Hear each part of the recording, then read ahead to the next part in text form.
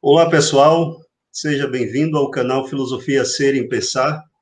Hoje, nossa entrevistada é a professora Scarlett Marton, para tratar da importante obra de Nietzsche, Assim Falava Zaratustra. Scarlett Marton é considerada uma das maiores especialistas em Nietzsche na América Latina, é professora titular de Filosofia Contemporânea da Universidade de São Paulo, possui graduação, mestrado e doutorado em filosofia, publicou no Brasil cerca de 18 livros, publicou ainda ensaios em filosofia, revistas especializadas no Brasil, Alemanha, Áustria, Espanha, França, Itália, Portugal, Estados Unidos, Colômbia, Venezuela, Bolívia, Argentina, Chile.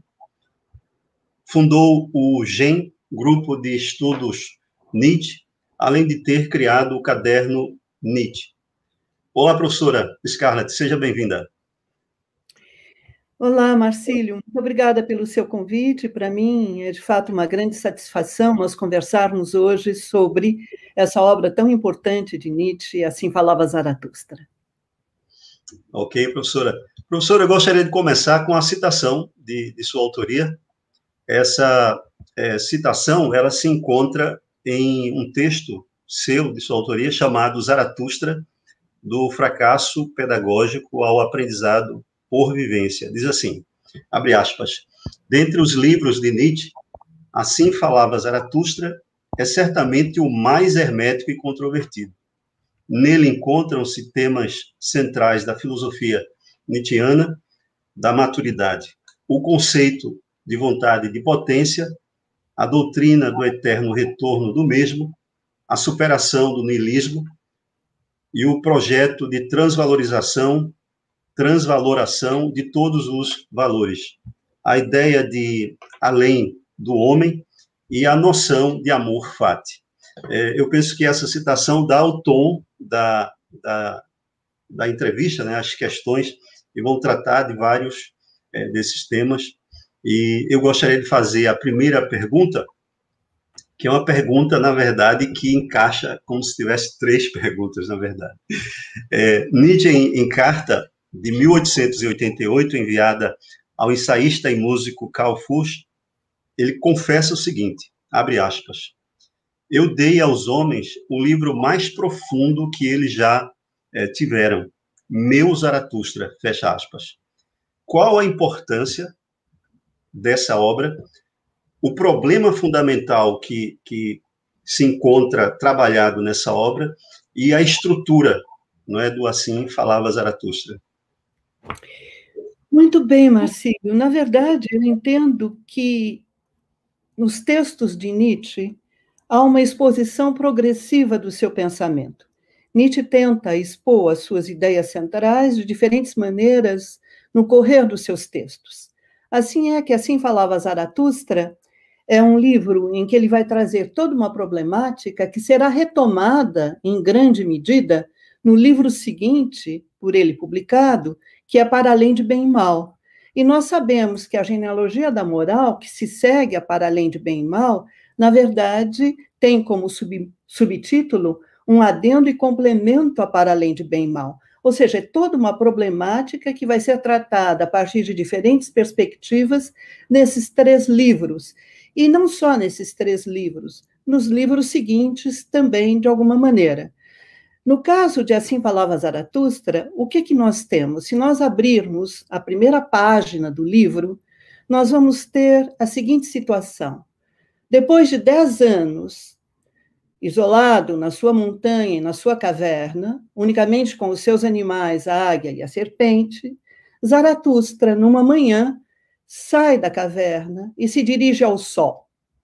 Bem, e daí vai começar a descida da montanha para o vale. Mas o que importa para nós é que já nesse início, nas primeiras frases do livro, Nietzsche vai deixar claro a quem ele se opõe. Zaratustra, que sai e faz a sua exortação ao sol, está com 40 anos.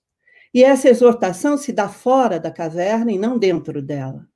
Então, Zaratustra, aí já, como eu dizia, deixa claro os seus dois opositores. De um lado, o platonismo. Nós conhecemos a alegoria da caverna, que se encontra em Platão, e lá a verdade, ela surge, de uma certa forma, dentro da caverna. E, por outro lado, o cristianismo, uma vez que essa figura histórica, que é a figura de Jesus de Nazaré, começa o seu caminho no sentido de alertar os homens sobre a nova verdade aos 30 anos e não aos 40. Nós temos, portanto, aí um deslocamento geográfico, um deslocamento espaço-temporal. E esse deslocamento espaço-temporal já nos traz a distância que Nietzsche vai tomar em relação ao platonismo e ao cristianismo. Em relação, basicamente, a uma duplicação de mundos. Este mundo como um vale de lágrimas e o outro mundo onde estaria o reino de Deus. Na verdade, essa duplicação de mundos, ela aparece com Platão, na medida em que nós vamos ter um mundo sensível, que é o mundo das opiniões, que sempre são múltiplas e efêmeras, transitórias, e através de uma sese, a sese dialética, para usar os termos de Platão, nós chegamos ao mundo das ideias, onde se encontra a verdade. E no ápice desta pirâmide estão as 3 ideias principais, que são bem, belo e verdadeiro. Ora, Nietzsche vai dizer que, no prefácio à genealogia, no prefácio a Para Além de Bem e Mal, ele vai dizer que o cristianismo é um platonismo para o povo, no sentido de que o cristianismo vai retomar essa duplicação de mundos, mundo sensível e mundo das ideias, e vai convertê-la em vale de lágrimas e reino de Deus, e assim vai perpetuar e divulgar, difundir essa duplicação de mundos, dando mais importância, evidentemente, ao além em relação ao aquém, onde nos encontramos aqui e agora. E, na verdade, Nietzsche entende que esses valores, que são valores vigentes, estabelecidos já há milênios, esses valores contribuíram para a decadência da civilização ocidental. O ser humano é um animal doente. E para Nietzsche se trata, portanto, de retomar as rédeas do destino da humanidade, propondo a criação de outros valores, e nós podemos voltar a este ponto num outro momento. Bem, então, quando nós falamos da importância de Assim Falava Zaratustra, é um livro que inaugura, de alguma forma, esta fase da maturidade de Nietzsche, e neste livro, Nietzsche vai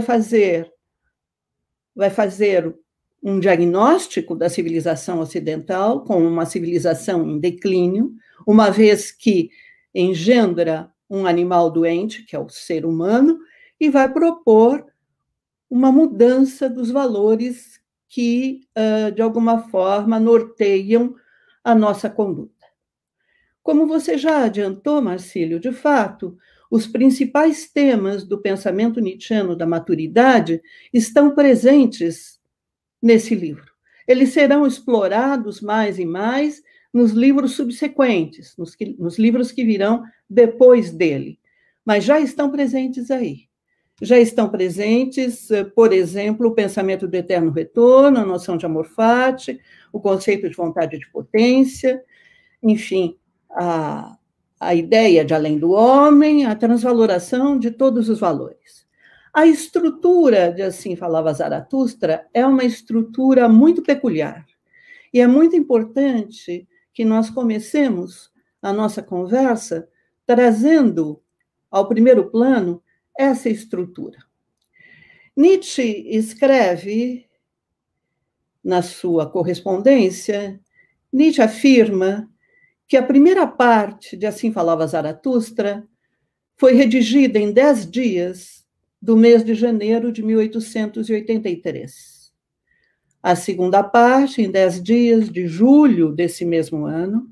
a terceira parte em 10 dias de janeiro de 84, e a quarta parte, ela foi escrita em 10 dias de janeiro de 85. Mas essas 4 partes que compõem o livro que nós temos hoje em mãos, não foi exatamente o livro que Nietzsche pretendeu publicar. Porque, naquele momento, o editor de Nietzsche, Schmeitz, né, que já vinha publicando vários livros de Nietzsche, está bastante desapontado com esse autor muito mal sucedido, um autor que não vende livros. Então, Schmeitzner aceita publicar a primeira parte do Zaratustra. Publica ainda a segunda e a terceira partes juntas. Ele preferia, Schmeitz, né, publicar cânticos religiosos e brochuras antissemitas. Por essa razão, Schmeitz, né, se recusa categórico a publicar a quarta parte. Então, Nietzsche custeia a partir do seu próprio bolso, não é? Uma tiragem de 40 exemplares, apenas 40 exemplares, que são mais do que o suficiente para enviar a alguns poucos amigos em caráter confidencial. Portanto, o estatuto desta quarta parte não é o mesmo que das 3 partes anteriores. Esta quarta parte, ela vai permanecer confidencial até 1891. Nós precisamos nos lembrar que o colapso psíquico de Nietzsche ocorreu em Turim nos primeiros dias de janeiro de 1889. Portanto, em 1891, o nosso filósofo já estava completamente alheio do que se passava à sua volta. É então que Peter Gast, o amigo dileto Heinrich Köselitz, que tinha por apelido pseudônimo Peter Gast, publica a quarta parte. E em 1893, Nietzsche continua inteiramente alheio do que se passa à sua volta, o editor Naumann, que é o editor dos textos de Nietzsche a partir de Para Além de Bem e Mal, Naumann reúne e publica num só volume as 4 partes. Isso significa que, na verdade, o Assim Falava Zaratustra, que nós temos hoje em mãos, estou aqui com a edição no original, este Assim Falava Zaratustra, em 4 partes, é uma obra que não foi autorizada por Nietzsche. E o Zaratustra, em 3 partes, é uma obra que, de certo modo, Nietzsche renegou, porque ocorreu a ele escrever um novo Assim Falava Zaratustra, a partir da quarta parte, juntando a ela ainda mais 2, a quinta e a sexta, que seriam, na verdade, a segunda e a terceira. Então, nós estamos diante de uma obra que tem um caráter muito peculiar, porque a obra que foi renegada por Nietzsche é aquela que ele autorizou, e a obra que foi consagrada pela posteridade, ele não escreveu.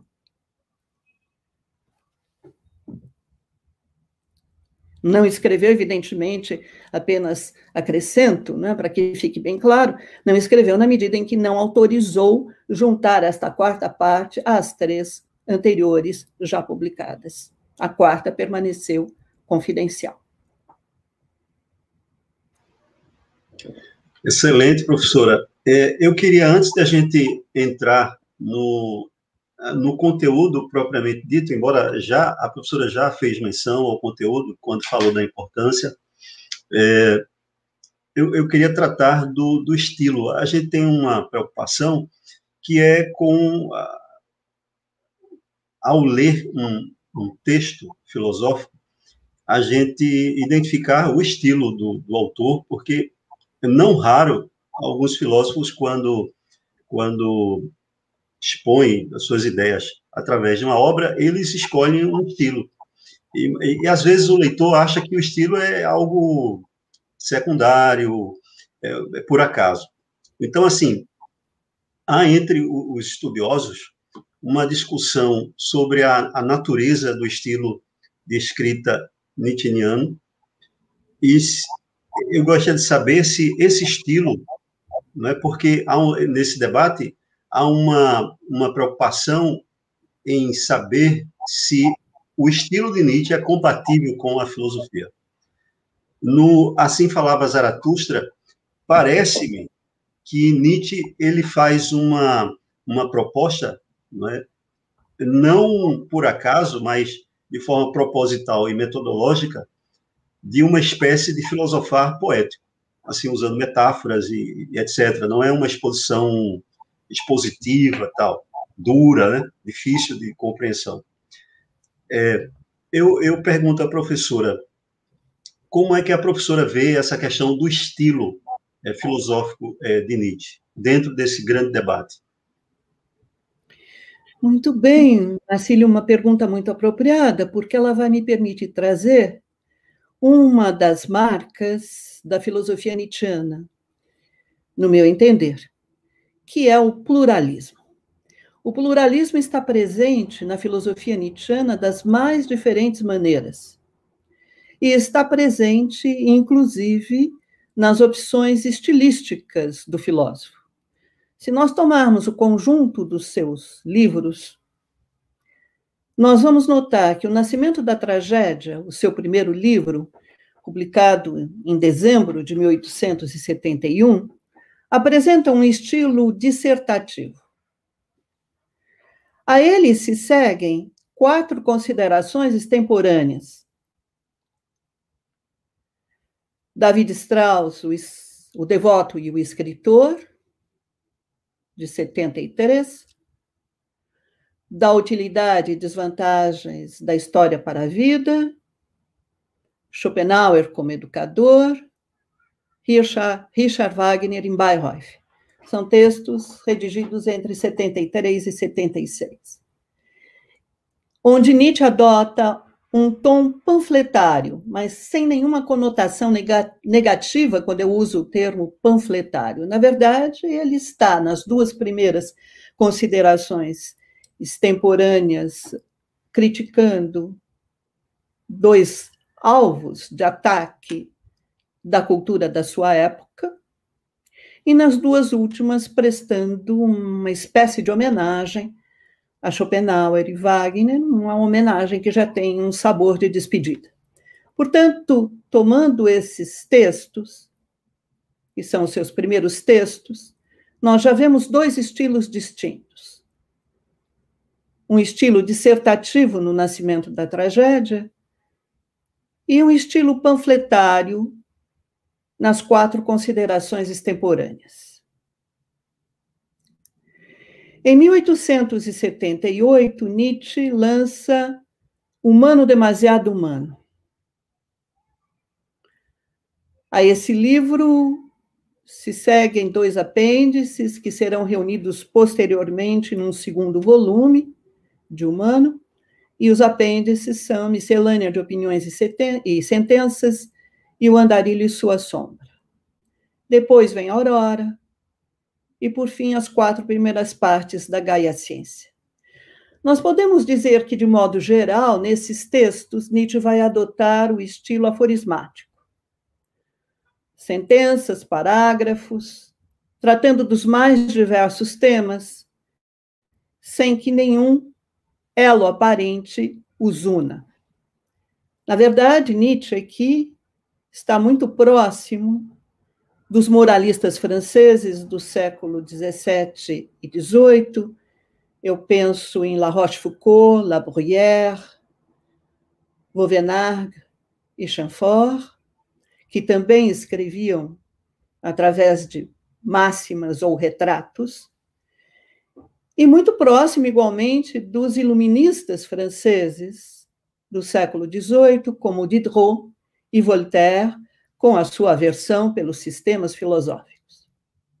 Então, mais um estilo, um terceiro. Então vem Zaratustra. Zaratustra, no meu entender, tem um estilo paródico. Nós vamos notar várias passagens do Zaratustra que retomam sentenças dos evangelhos, ou mesmo situações dos evangelhos que são vistas a partir de uma perspectiva radicalmente distinta. Na verdade, Assim Falava Zaratustra é um livro em que Nietzsche dá uma grande importância, atribui um lugar privilegiado a figuras femininas. Eu queria aproveitar e trazer essa questão agora, porque, de uma certa forma, também faz parte de uma investigação estilística. Porque são, sobretudo, no livro, a sabedoria, a vida e a eternidade, que, concebidas como mulheres, desempenharão um papel central. Da sabedoria, Zaratustra torna-se cúmplice. Com a vida, ele se põe a dançar, e a eternidade declara o seu amor. Rebelde, a sabedoria de Zaratustra não se submete aos valores estabelecidos. Feiticeira, a vida esconde ouro em seu seio. Em compensação, nesse livro, no discurso intitulado Dos Filhos e do Casamento, da primeira parte, Nietzsche entende que as mulheres humanas, demasiado humanas, estão destinadas à procriação e são feitas para obedecer aos maridos e cuidar dos filhos.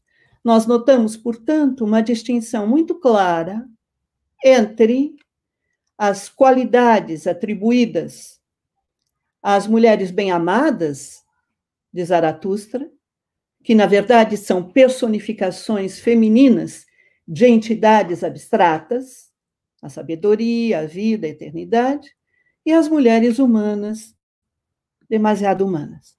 Eu diria, então, que nesse livro, Nietzsche apresenta para o leitor ambivalências, nota-se, não é? Quando se examina muito de perto, notam-se ambivalências no que diz respeito às mulheres. E eu aproveito para trazer aqui, complementando as informações iniciais, que tão gentilmente, Marcílio, você trouxe a respeito das minhas publicações, eu aproveito para acrescentar uma informação sobre o meu último livro, se você permitir, que são Les Ambivalences de Nietzsche, Type, Figure e Imagem Feminina. Publicado agora, recentemente, saiu no mês passado, publicado pelas Editions de la Sorbonne. Esse livro ele tem, na verdade, por objeto de estudo as ambivalências de Nietzsche em relação às mulheres, não só no Zaratustra, mas desde o Humano Demasiado Humano até os seus últimos escritos, porque, no meu entender, não é possível fazer de Nietzsche um cúmplice do feminismo, e, por outro lado, taxar Nietzsche de misoginia seria muito fácil. Sorte que é preciso examinar as ambivalências de Nietzsche nos próprios textos nietzschianos. Esse livro, na verdade, tem um caráter singular, porque eu o escrevi todo em francês, foi uma experiência muito interessante para mim, de frequentar uma outra língua a ponto de me expressar nela num texto publicado, e agora eu estou traduzindo para o português, por assim dizer, esperando que em algum momento eu consiga terminar essa tradução e possa o trabalho vir a ser publicado entre nós. Mas estávamos falando aqui dos estilos nietzschianos. Isso para dizer que, de uma certa forma, as opções estilísticas, o estilo e o conteúdo filosófico estão indissoluvelmente ligados nos textos de Nietzsche. Nietzsche escolhe a dedo determinados estilos para expressar o seu pensamento. Nós vimos aqui alguns deles: o dissertativo, o panfletário, o aforismático, o paródico, e há outros ainda. Nietzsche não hesita, por exemplo, em recorrer aos poemas. Na Gaia Ciência, e não só na Gaia Ciência, em Para Além de Bem e Mal, são livros que ou se iniciam ou se encerram com poemas. Além disso, Nietzsche também fez uma reunião dos seus poemas nos ditirambos de Dioniso, já no final da sua vida ativa. E mais ainda, em 1888, que é justamente o último ano da sua atividade intelectual, Nietzsche operou uma subversão completa do estilo autobiográfico, escrevendo o Esse Homo. Isso, portanto, para trazer um exemplo deste pluralismo que é, no meu entender, a marca mesma da filosofia nietzschiana e que se apresenta, por exemplo, nas opções estilísticas do filósofo.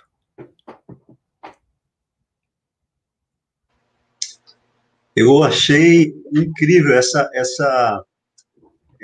eu não tinha essa informação da riqueza de estilos em Nietzsche, né? Dessa pluralidade de estilos, como a professora nos expôs agora. Que coisa interessante. Professora, agora a gente vai se mover para o conteúdo do livro e a gente vai trazer uma questão que diz respeito a um conceito ou noção que é fundamental em Nietzsche, que é o do Übermensch, não sei se a pronúncia é essa, mas o além do homem. No prólogo do Assim Falava Zaratustra, Nietzsche afirma o seguinte, abre aspas, quero ensinar aos homens o sentido do ser, o qual é o além do homem, fecha aspas. Nietzsche propõe, digamos assim, uma nova antropologia, associada ao sentido da existência, a qual apenas se poderia atingir por meio de um processo de autossuperação. O que caracterizaria este novo homem, não é, anunciado por Zaratustra? Muito bem, muito pertinente, necessária a pergunta, Marcílio. Sim, vamos retomar o momento em que a noção de além do homem é introduzida no livro, logo no início, no prólogo. Zaratustra desce da montanha para o vale para ir ter com os homens reunidos na praça do mercado, na cidade. E então, Zaratustra diz: eu vos ensino o além do homem. Isto é na terceira sessão do prólogo. Na segunda sessão, na descida, Zaratustra encontra o santo homem do bosque, um eremita que vivia no bosque. E o encontro se dá de tal forma em que este eremita se volta para Zaratustra e diz: eu conheço Zaratustra. Ele subiu, passou por aqui, subiu a montanha. De fato, há 10 anos ele havia subido a montanha. E agora, o que Zaratustra vai fazer entre os homens? E Zaratustra responde: eu vou levar aos homens um duplo presente. Porque eu amo os homens, o ser humano. E o santo homem responde: eu vivo aqui na floresta, entoando cantos em louvor a Deus. Eu só amo a Deus. Eles se despedem e depois, na sua trajetória, no seu caminho em direção à cidade, Zaratustra diz ao seu coração: esse santo homem ainda não ouviu a boa nova que Deus está morto.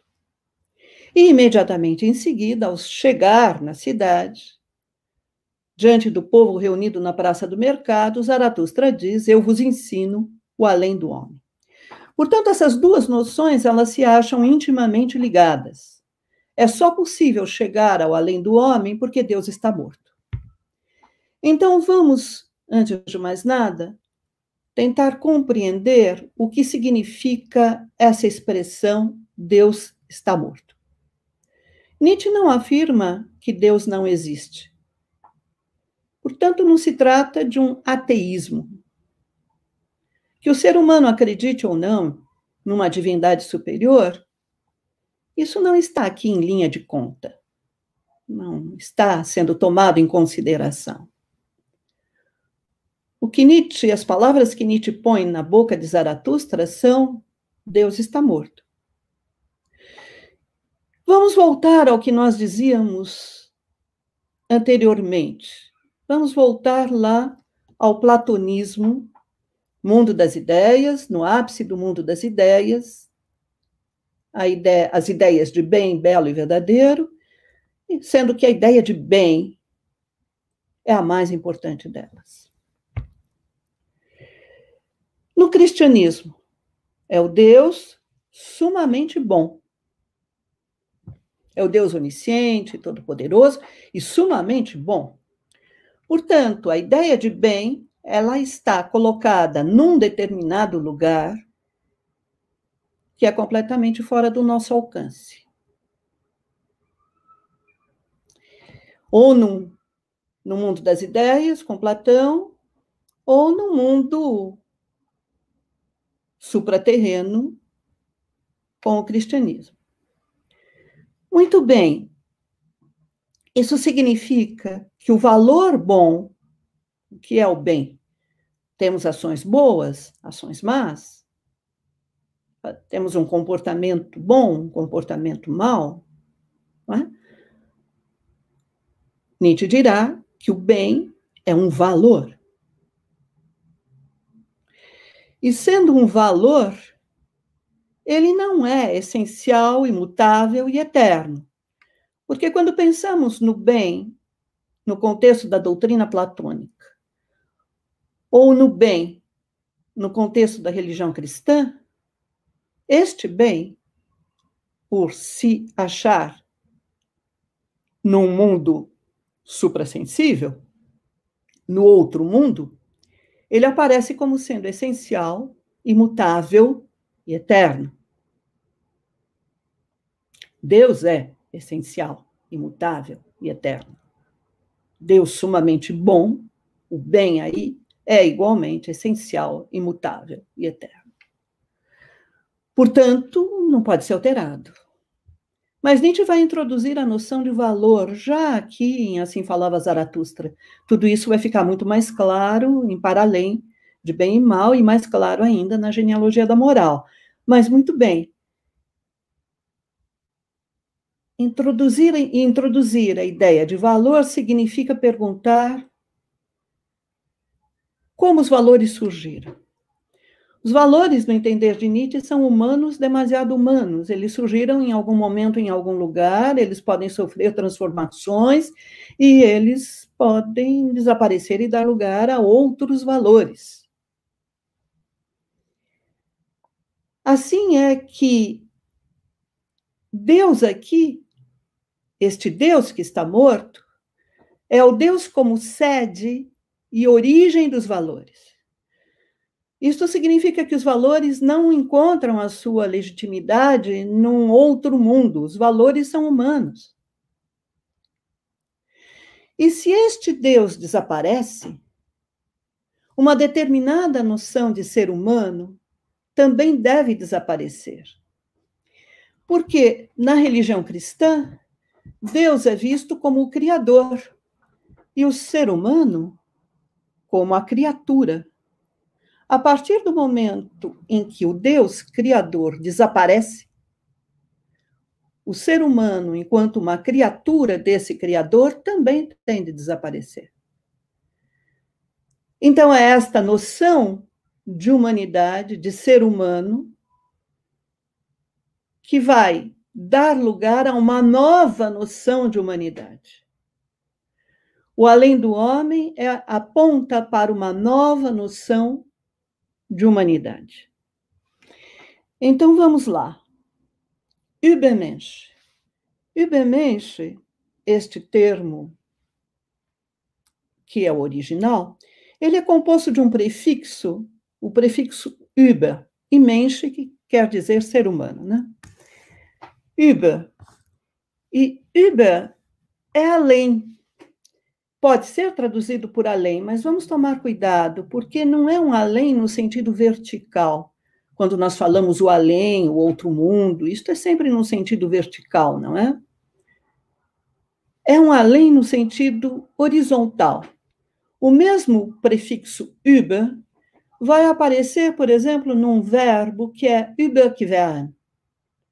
E o que significa überqueren? Significa atravessar, atravessar a rua, atravessar uma ponte, portanto, um über que nos dá aí esse sentido de horizontalidade. É por essa razão que não dá para traduzir Übermensch por super-homem. Não há nenhum tipo de superioridade aqui. Além do fato de que essa tradução por super-homem nada mais faz do que vir engrossar o caldo da raça ariana, dessa deturpação do pensamento nietzschiano feita pelo nacionalsocialismo na Alemanha dos anos 30 e parte dos 40.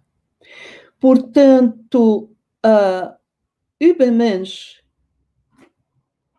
é passar de uma determinada concepção de humanidade que vê o homem como uma criatura em relação a um criador e que, portanto, deve seguir este Deus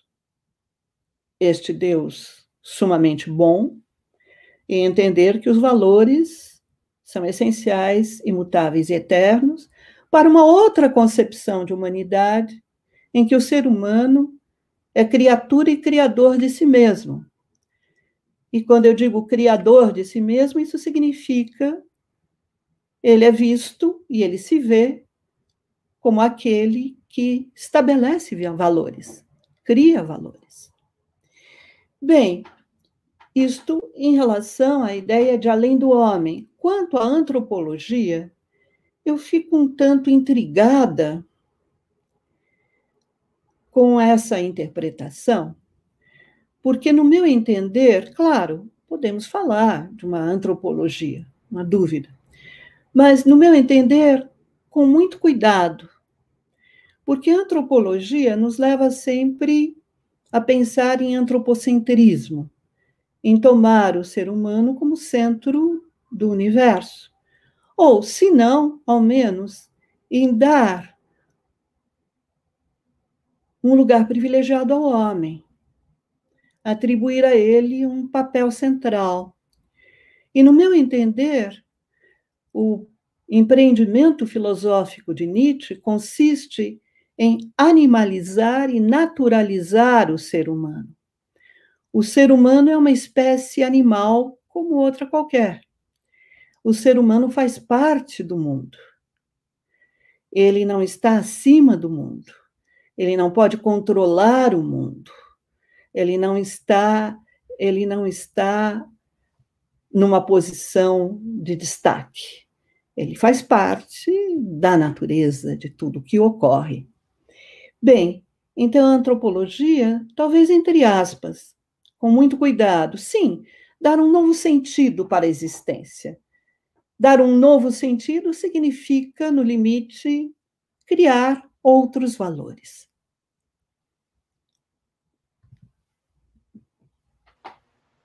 Isso.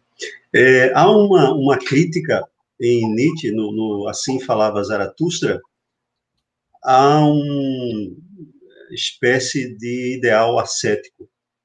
Na primeira parte do Assim Falava Zaratustra, Nietzsche se dirige aos que, abre aspas, desprezam o corpo, fecha aspas, fazendo assim uma crítica ao ideal ascético, que, por assim dizer, cultiva uma forma de desprezo pela vida. Qual a razão dessa crítica de Nietzsche a esse grupo que defende esse ideal ascético. Muito bem, Marcílio. É muito importante também tratarmos aqui da crítica ao ideal ascético. Sim, nesse discurso, que é o quarto da primeira parte de Assim Falava Zaratustra, há justamente essa crítica aos desprezadores do corpo. E isso tem a ver justamente com este combate aos dualismos. Nietzsche vai combater a ideia de que nós temos, de um lado, o mundo em que nos encontramos aqui e agora, e depois o outro mundo. De um lado, esta vida, tal como nós a estamos vivendo agora, e depois a outra vida. Ou, de um lado, o corpo, este corpo que nós temos aqui e agora, e, de outro lado, a alma, sim, que seria essencial, imutável e eterna. Então, na verdade, a crítica ao ideal ascético, ela vem nesse contexto da crítica aos dualismos e da crítica, em particular, a este dualismo corpo e alma. E Nietzsche vai além a tal ponto que, num determinado momento, em Para Além de Bem e Mal, ele vai falar que o corpo é um edifício coletivo de múltiplas almas. Isso faz parte das artimanhas de Nietzsche. Ele está usando aí o termo alma num sentido completamente distinto do sentido em que essa palavra se encontra no pensamento metafísico ou na religião cristã. A alma aí, com esse termo, Nietzsche vai designar justamente o corpo, ou seja, os seres vivos microscópicos que constituem o organismo, qualquer organismo. Tanto é que, nessa passagem de Assim Falava Zaratustra, que você mencionou, Marcílio, nós vamos encontrar o Zaratustra que diz, localizando aqui rapidamente, Zaratustra que dirá, logo no início,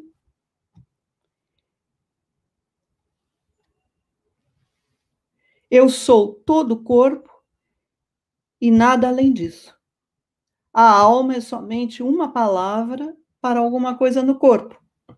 Ou seja, há uma subversão aí no uso dos termos, subversão feita por Nietzsche, justamente para enfatizar a sua crítica a todo tipo de dualismo, e aqui, em particular, a crítica ao dualismo corpo e alma, e, por esse viés, a crítica ao ideal ascético, que, na verdade, despreza o corpo em nome da alma.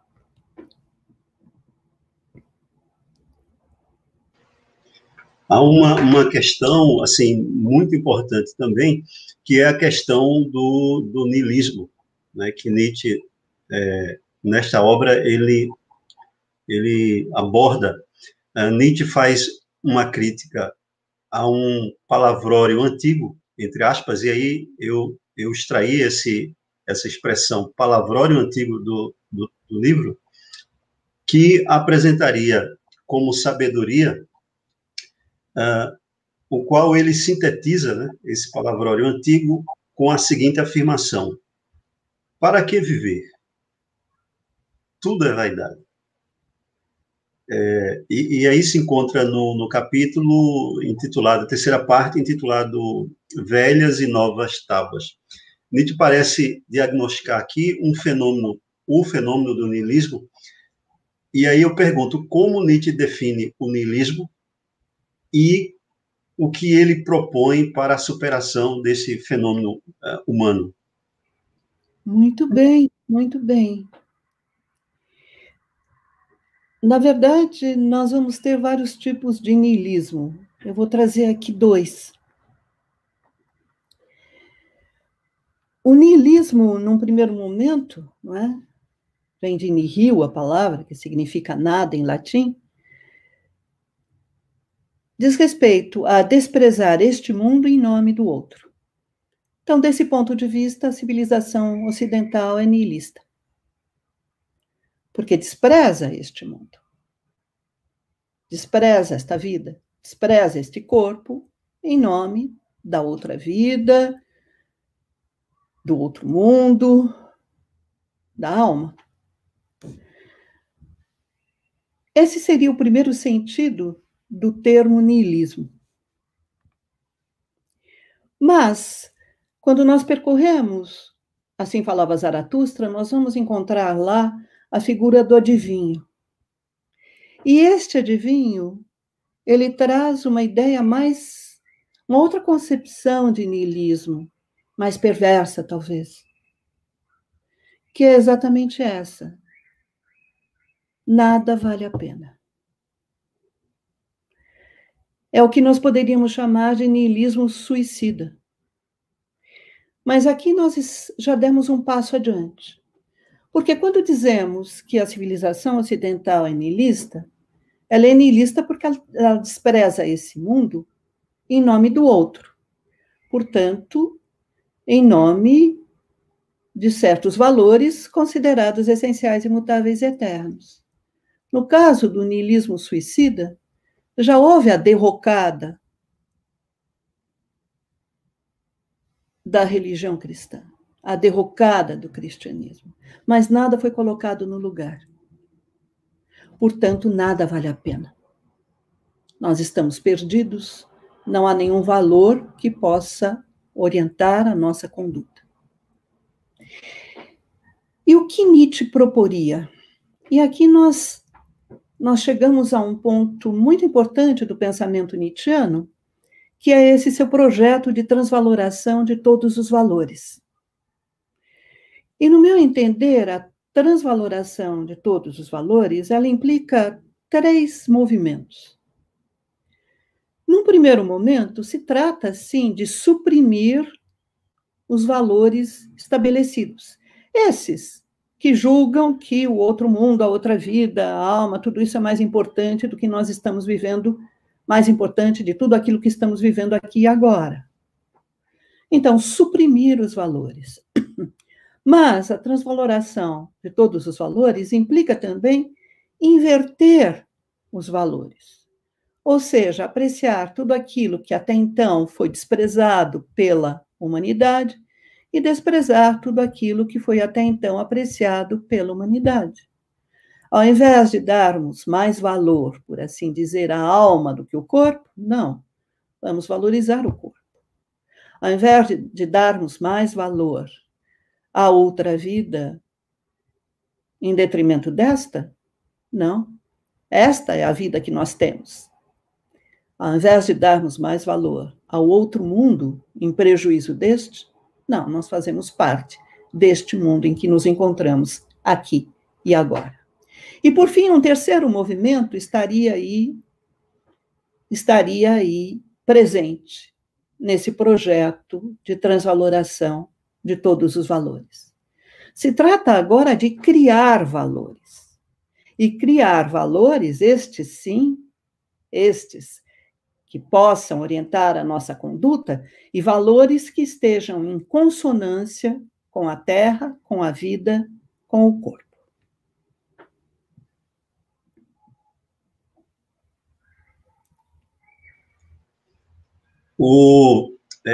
Quando a gente lê o Assim Falava Zaratustra, a gente se encontra com várias expressões como destino, pesado destino, meu destino. Nietzsche é um filósofo que propõe uma postura afirmativa, não é, perante o caráter trágico da vida, digamos assim. Como o conceito de amor fati se relaciona a este enfrentamento do trágico na própria existência do indivíduo? Sim, a noção de amor fati é uma noção muito importante no pensamento nietzschiano, mas, Marcílio, a meu ver, para nós compreendermos melhor o amor fati, nós teríamos de falar do eterno retorno do mesmo. Teríamos de falar, alguns traduzem assim, da recorrência eterna. Podemos começar por aí?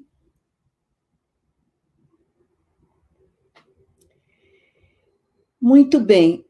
Então, no que consiste o pensamento do eterno retorno do mesmo?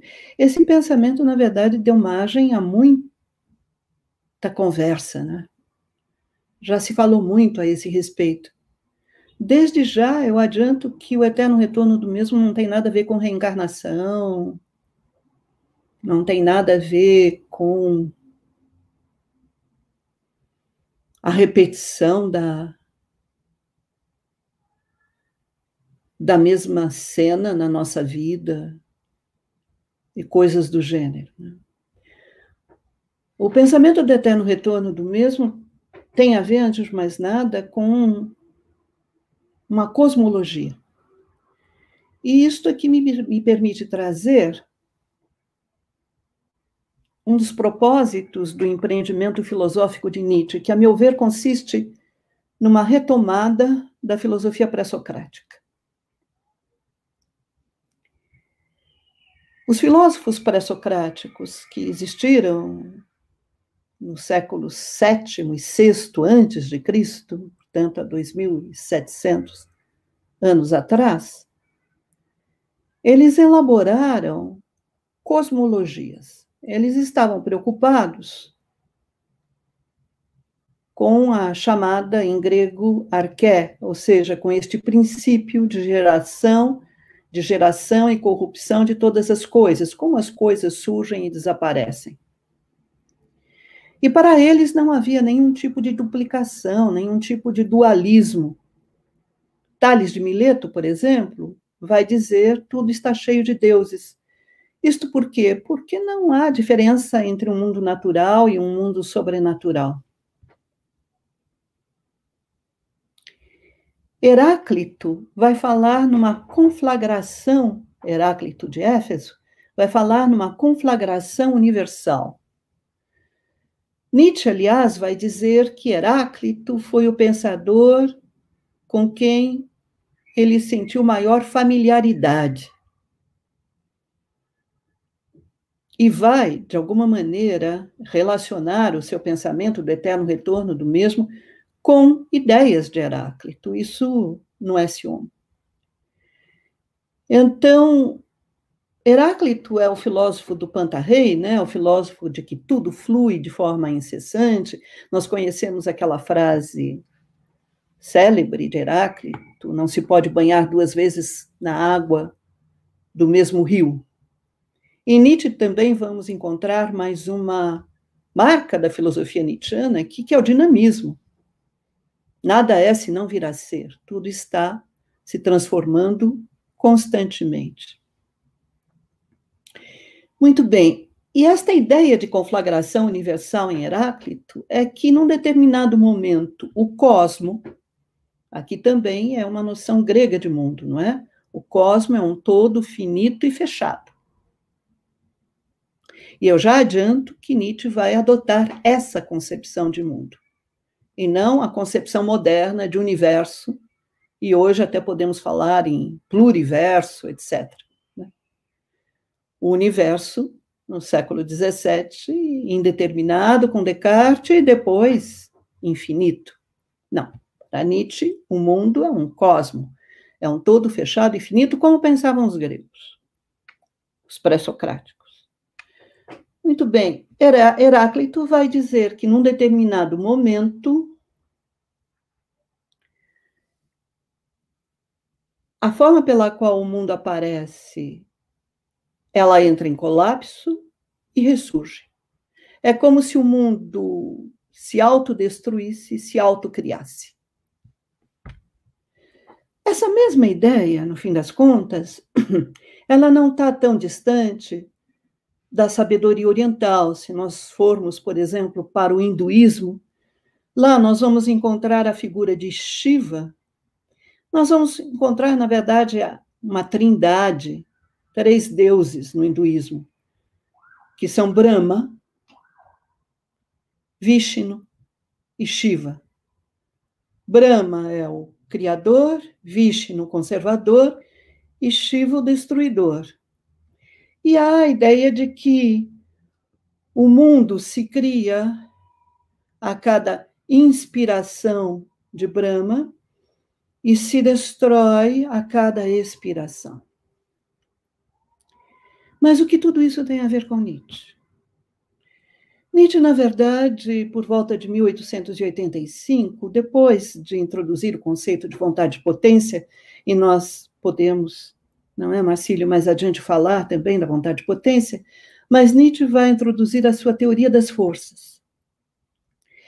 Então, vamos pensar juntos. O mundo é um todo fechado e finito, constituído por forças. As forças são finitas. O número de forças que constitui o mundo é finito. Aliás, numa notação póstuma, num fragmento póstumo, Nietzsche vai dizer que a energia permanece constante no mundo. Muito bem. Então, o mundo não aumenta nem diminui. Ele é este todo fechado, finito, constituído por um número finito de forças. De forças que se combinam de diferentes maneiras. Mas o mundo é incriado. E aqui nós não estamos mais, não estamos, nunca estivemos com Nietzsche, não é? Mas não estamos juntos com a doutrina cristã. É incriado. Não houve um Deus que tenha criado o mundo. Ele sempre existiu. Quando eu digo sempre existiu, eu digo que o mundo é eterno, mas esta eternidade, vamos estabelecer uma diferença conceitual entre eternitas e sempiternitas. Eternitas, a eternidade que nós conhecemos, é o Deus que é eterno, né? Ela vem de fora. Aqui não, sempiternitas, o mundo é eterno. E as diferentes configurações de forças, elas se sucedem, que as forças estão se combinando sempre de diferentes maneiras.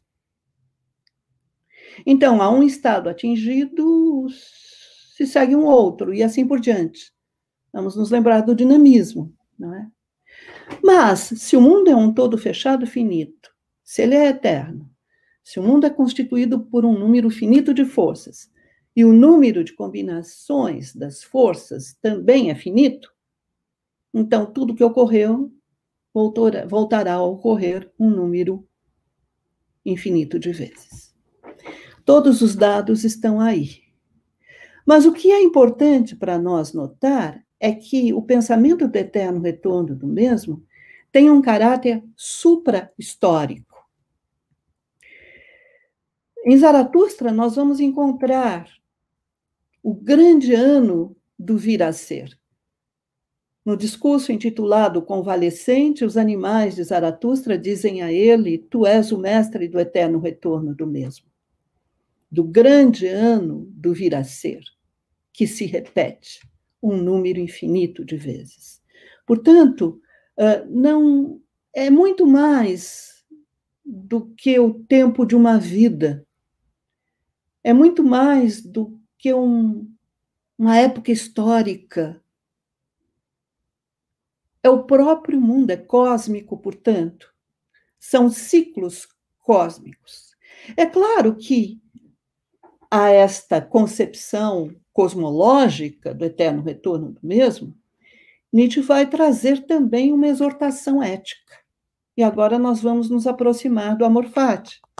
Vai trazer uma exortação ética. A primeira vez que Nietzsche introduz o pensamento do eterno retorno, na sua obra publicada, é no parágrafo 341 da quarta parte da Gaia Ciência. Eu cheguei a mencionar aqui que, antes do Zaratustra, Nietzsche havia redigido a Gaia Ciência nas suas 4 primeiras partes.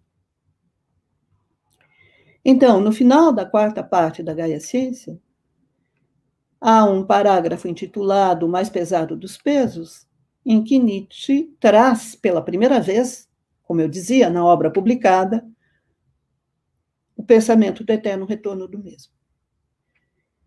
E o último parágrafo desta quarta parte, o 342, introduz essa personagem que é o Zaratustra. Então, Zaratustra, qual seria a ideia central do livro? Uma das ideias centrais e de grande peso é justamente o pensamento do eterno retorno do mesmo. Mas, além desta versão cosmológica do pensamento do eterno retorno do mesmo, nós temos uma exortação ética. Ou seja, viver este momento em que nos encontramos aqui e agora, como se ele fosse se repetir um número infinito de vezes. Isso significa uma aceitação incondicional da nossa vida. Esta aceitação incondicional está presente justamente na noção de amor fati. Amor fati é uma expressão latina, amor ao destino. Mas o destino aqui nada tem a ver, mais uma vez, com o destino entendido pela religião cristã. Não são os desígnios divinos. O destino aqui tem a ver justamente com a nossa situação no mundo. Ou seja, de alguma forma, nós fazemos parte do nosso próprio destino. Um gesto meu altera o todo, queiramos ou não. Os animais de Zaratustra dirão a ele: tu és o nó das causas do eterno retorno do mesmo. Bem, isto significa que amor, fati, amor ao destino, é essa aceitação amorosa de tudo o que advém. E, para tanto, nós temos de compreender que o sofrimento é parte integrante da existência. Quando nós lemos o Zaratustra, este livro em 3 partes, nós vamos notar que este livro nos traz a trajetória desta personagem central, que é Zaratustra, no sentido de aceitar todas as consequências do eterno retorno do mesmo. E, para tanto, Zaratustra tende a converter-se naquele que abençoa, naquele que diz sim a tudo o que ocorre.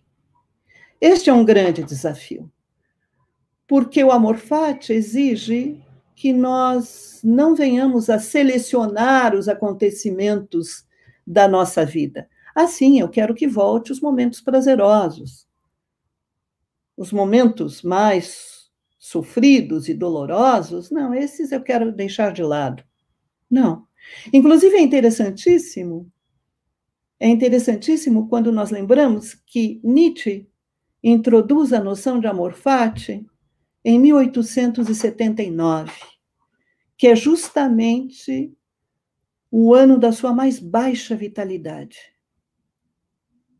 Dores na vista, faziam com que as janelas ficassem sempre fechadas, náuseas, vômitos, traziam dificuldades de alimentação, enfim.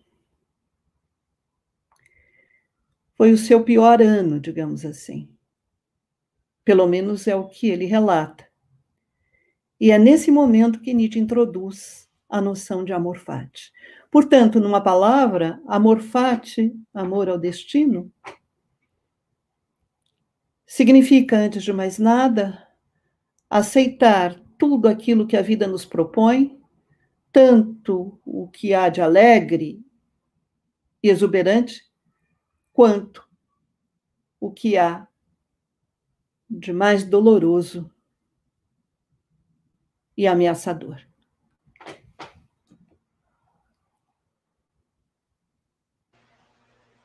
É um tremendo desafio, o amor fati. Mas é uma proposta interessante. Eu lembro que o Viktor Frankl, psiquiatra, né, ele teve a infeliz experiência de ir para os campos de concentração e nas obras dele ele cita muito essa questão do amor fati. Aquela frase que ficou muito conhecida, que aquilo que não me mata me fortalece, né? Mas é realmente um desafio tremendo.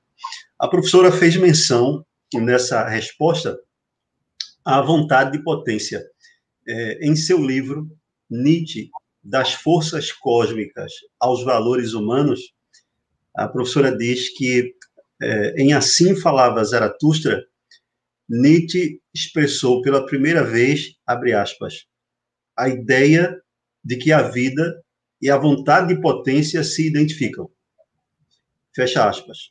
E cita então Nietzsche afirmando o seguinte: onde encontrei vida, ali encontrei vontade de potência. Ele fala isso na segunda parte, no trecho que trata da superação de si. Qual o significado do conceito de vontade de potência na filosofia de Nietzsche? Porque esse conceito, inclusive especialistas tratam disso, que é muito mal compreendido pelos leigos e por quem às vezes usa ele de forma desavisada.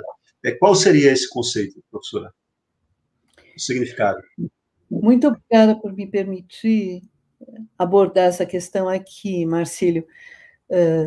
Sim, vontade de potência. Antes de mais nada, vamos lá para a expressão original, que é Wille zur Macht, né?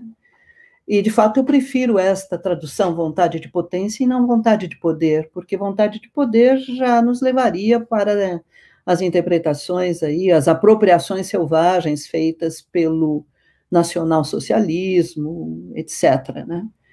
Que não tem nada a ver com poder no sentido político do termo. Potência. Também não tem nada a ver com Aristóteles, ato e potência.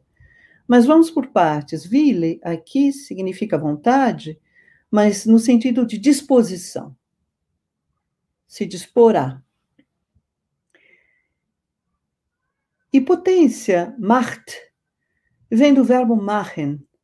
E o verbo machen significa fazer, dar forma, constituir. Então, vontade de potência é uma disposição, digamos, a criar configurações, digamos assim. E vamos ver o que isto significa. Sim, é fato, Nietzsche introduz na sua obra publicada o conceito de vontade de potência em Assim Falava Zaratustra. Até então, ele vai falar de sentimentos, de potência, etc., mas não temos um conceito preciso. E aqui, nessa primeira aparição do conceito de vontade de potência, ele identifica a vontade de potência com a vida. Mas a vontade de potência não é própria unicamente do homem. Ela está presente em todos os seres vivos. Aliás, quando em geral falamos em vida, pensamos sempre na vida humana. Não, é mais amplo, né? Nós temos plantas, animais e seres humanos. Então, a vontade de potência está presente em todos os seres vivos. Ela está presente nos órgãos, tecidos e células do ser humano. Ela atua em cada elemento microscópico que constitui o organismo. Uma célula quer se expandir mais. Nesta célula atua uma vontade de potência, mas a célula se depara com outras, que constituem um obstáculo. No entanto, este obstáculo é um estímulo para que a célula continue a expandir-se. É curioso, Nietzsche vai buscar aí vários exemplos da biologia, né? Para formular esse seu conceito de vontade de potência, ele recorre a trabalhos de biólogos da época, como Wilhelm Roux, Rolf, etc. E a ideia é essa, é que no organismo atua uma vontade de potência que significa expandir-se sempre mais. Os elementos microscópicos que constituem o organismo, cada um deles quer prevalecer em relação aos demais. E com isso se formam hierarquias. Uma célula se submete à outra, um tecido se submete a outro, um órgão se submete ao outro. E aí temos o aparelho digestivo, por exemplo, respiratório, etc. Mas essas hierarquias não são jamais definitivas. Dizer que as hierarquias são definitivas, na verdade, é contrariar o próprio pensamento nietzschiano, que, como vimos, tem como uma das suas marcas o dinamismo, nada é se não vir a ser. Então, aqui a luta é inevitável. A luta ela tem caráter geral. Todos os elementos que constituem um organismo estão em luta permanente uns contra os outros. Neste primeiro momento, nós estamos em 1883, não é? Janeiro de 1883. Janeiro, na primeira parte do Zaratustra, já aparece o conceito de vontade de potência muito rapidamente, e na segunda parte, não é, Marcílio, como você bem trouxe, aparece essa identificação entre vida e vontade de potência. Portanto, neste momento, é com a vida que Nietzsche identifica a vontade de potência. Escritos posteriores vão nos mostrar que Nietzsche vai atribuir à vontade de potência um âmbito maior de atuação. Por quê? Porque Nietzsche está preocupado com uma questão candente da ciência da época, que é esta: como surge a vida? Bem, como se dá a passagem da matéria inorgânica para a vida? E aí, em 85, como eu já trouxe aqui, que Nietzsche vai elaborar a sua teoria das forças. Ou seja, tudo aquilo que existe, não importa, tanto matéria inerte quanto vida, é constituído por forças. E o que Nietzsche havia trazido para a vontade de potência, agora ele passa a atribuir a noção de força. Não se pode dizer que existe uma única força, em momento algum. Vamos nos lembrar do pluralismo, que é uma das marcas da filosofia nietzschiana. Nós temos sempre várias forças. Um número finito, mas várias forças. E as forças, elas estão permanentemente em combate umas em relação às outras, porque em cada uma delas irradia uma vontade de potência, que é querer ir sempre além, é dispor-se a ir além. Então, a vontade de potência, ela se efetiva, na verdade, ela é um efetivar-se. Se, quando da sua introdução, o conceito de vontade de potência era identificado à vida, agora, como eu dizia, com a teoria das forças, se amplia o âmbito de atuação desse conceito. Agora, a vontade de potência, ela está presente em tudo aquilo que existe. Tanto é que, numa anotação póstuma, Nietzsche escreve: esse mundo é vontade de potência e nada além disso. Portanto, não é aspirar a uma falta, algo que eu não tenho, não é nada disso. É sempre essa disposição em ir além, em expandir-se. Esta é uma das características da vontade de potência. E insisto em dizer que, a partir da elaboração da teoria das forças, na verdade, Nietzsche não precisaria mais do conceito de vontade de potência. Mas ele ainda mantém. E ainda mantém, antes de mais nada, para se distanciar e se diferenciar do seu antigo mestre, Schopenhauer, trazendo uma outra ideia muito distinta do querer viver schopenhaueriano. E também, eu acho que essa talvez fosse a razão principal, fazer da vontade de potência uma espécie de arqué, como os filósofos pré-socráticos haviam feito lá atrás. Né?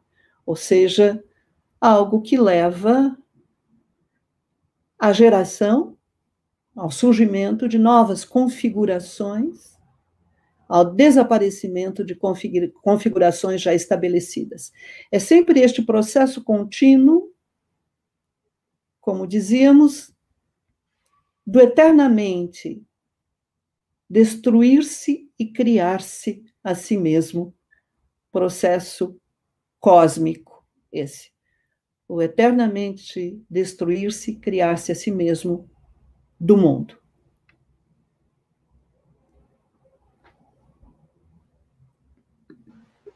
Interessante. Eu não sei se a minha leitura está correta, mas parece que essa vontade de potência dentro do pensamento de Nietzsche, como essa disposição, como a professora falou, de ir sempre além, está muito associada à noção do Übermensch. Ou não? Seria um equívoco da minha parte. Não, eu tenho... Não, na verdade, todos esses conceitos ou essas noções da filosofia nietzschiana da maturidade se acham intimamente ligados, não é? Sim, ir além, de uma certa forma, também no sentido de que nada permanece tal e qual o tempo todo. Então, nós precisamos ir além, criando novas formas de vida, criando, antes de mais nada, novos valores, né? Outros valores, valores mais compatíveis com a humana condição. Ok, no começo nós citamos um trecho de um artigo de autoria da professora, que é o artigo Zaratustra do fracasso pedagógico ao aprendizado por vivência. Nesse texto, a professora, a partir de uma análise de porções do prólogo e das 3 partes do Assim Falava Zaratustra, propõe tratar dos traços fundamentais do processo educativo nietzschiano. Quais seriam esses traços da concepção de Nietzsche de educação? É muito boa pergunta. Podemos voltar ao próprio Zaratustra, não é? No prefácio, na seção 9 do Zaratustra. Zaratustra segue lá o seu percurso, enfim, ele não é bem sucedido ao falar para o povo reunido na Praça do Mercado, enfim, ele se torna objeto de zombaria, etc.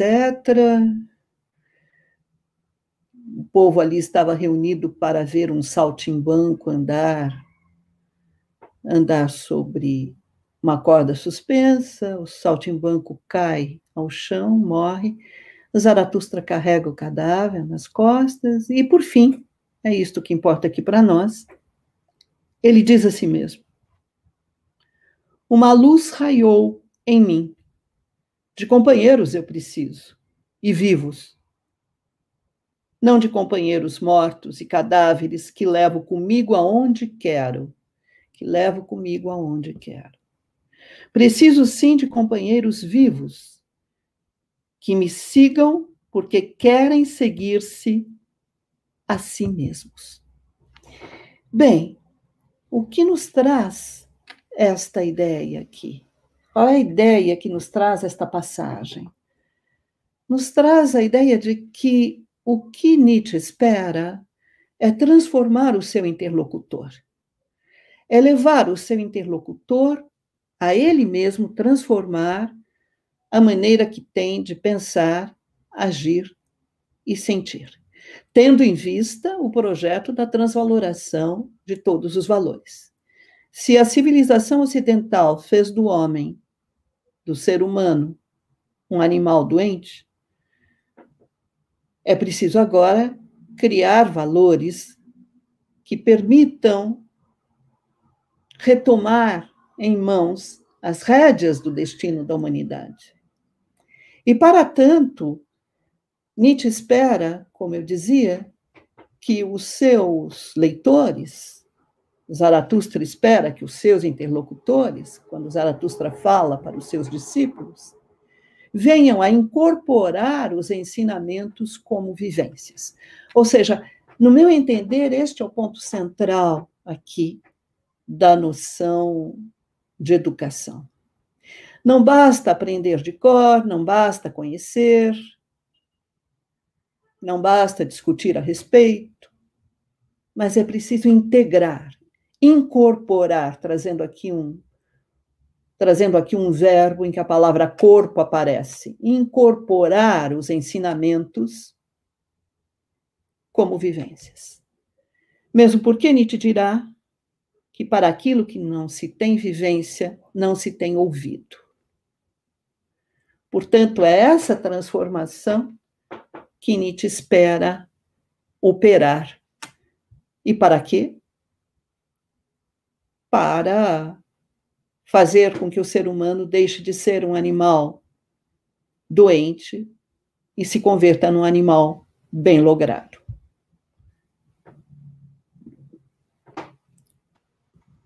Professora, excelente. Nós chegamos ao final, fizemos aqui um percurso interessante e a gente, nessa série do canal, que é a série Hermenêutica dos Clássicos, a gente trabalha exatamente essa questão de a gente reconhecer a grandeza dos clássicos da filosofia, porque como obras que têm essa dimensão de grandeza, elas têm uma mensagem que nos desafia, não é? Em alguns casos, desestabiliza, digamos assim, para que a gente possa, nesse processo, crescer, expandir a consciência e ter uma experiência a partir da leitura séria do texto. Eu quero agradecer profundamente à professora, a sua generosidade em estar aqui conosco, aceitando a entrevista, né, o convite, e essa generosidade de compartilhar conhecimento, né, num momento tão importante da sociedade que carece de conhecimento dessa natureza. Eu queria franquear a palavra à professora para a professora fazer aí as considerações finais sobre o teor dessa entrevista. Muitíssimo obrigada, Marcílio, por essa nossa conversa sobre o Assim Falava Zaratustra. No meu entender, num momento em que a filosofia está sendo muito banalizada, e, na verdade, que por vezes a filosofia tem se ocupado de questões em relação às quais outros colegas das humanidades estariam muito mais capacitados para tratar, é fundamental, a meu ver, nesse momento, trazer outra vez a seriedade e o rigor dos estudos filosóficos, mostrando que o embate com o texto, a frequentação do texto, dos textos dos grandes filósofos, é de fundamental importância para a nossa existência. E isso porque eu entendo que a filosofia não é um domínio técnico do saber. A filosofia, ela se acha inteiramente ligada à cultura.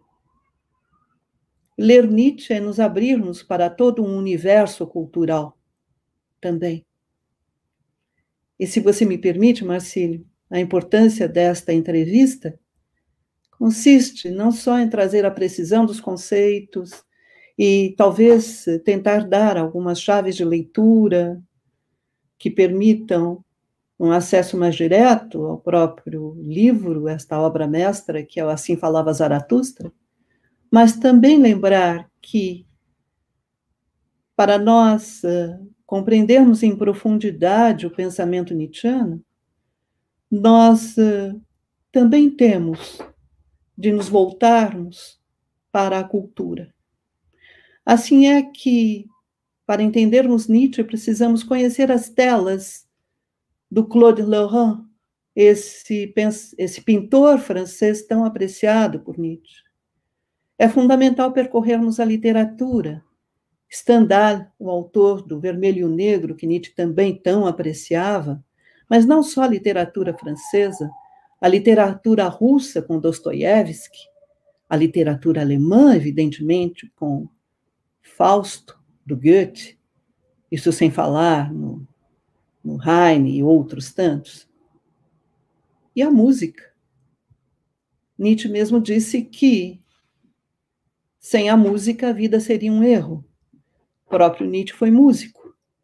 Mas a música, não só a Carmen do Bizet, que está presente de alguma forma, em Assim Falava Zaratustra, no momento em que o Zaratustra dança com a vida, há ressonâncias da área, a maneira da Carmen de Bizet, mas Wagner, além de Rossini, de outros, Wagner, com quem Nietzsche teve uma relação de amigos e adversários. E eu diria, para completar, que não se compreende, por exemplo, o nascimento da tragédia, se nós não ouvirmos a ópera Tristão e Isolda, do próprio Wagner. Por tudo isso, Marcílio, por esse espaço, por essa oportunidade de diálogo, de conversa, e por esse seu projeto de trazer ao público em geral a possibilidade de uma relação rigorosa, cheia de seriedade, com os textos filosóficos, por tudo isso, muito obrigada.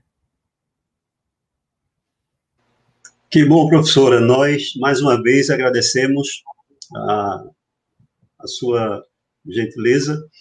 E a você que nos assiste, convidamos a se inscrever, a assistir, compartilhar.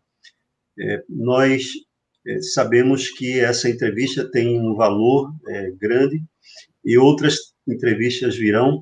Então, você inscrito no canal, você será notificado das próximas entrevistas. Muito obrigado, professora. Até logo. Um abraço.